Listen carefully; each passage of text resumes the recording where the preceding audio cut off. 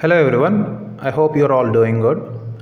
So, finally, I'm putting out my suggested answers for the MCQs of paper 6B FSCM of the December 2021 examination.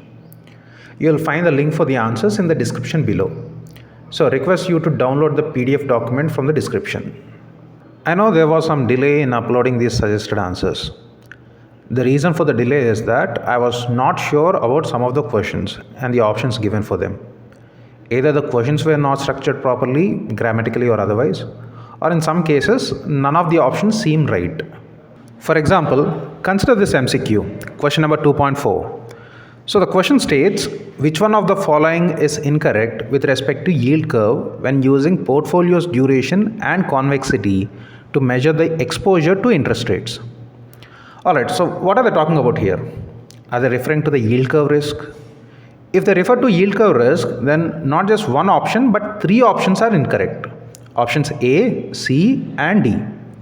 Only option B is correct because yield curve risk arises when there is a non-parallel shift of the yield curve.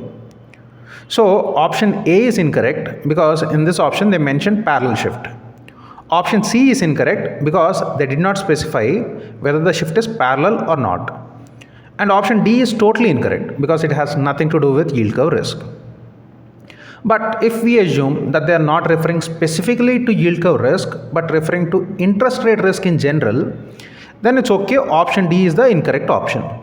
But even in that case, that is, if they are talking about interest rate risk, then why would they mention about the yield curve, convexity and duration?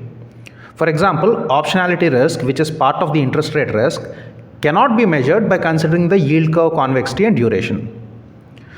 So, unfortunately, these are the kind of problems that the students face when the question paper is set by people with half-baked knowledge.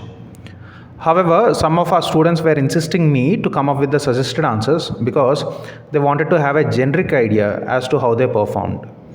So, these are my suggested answers.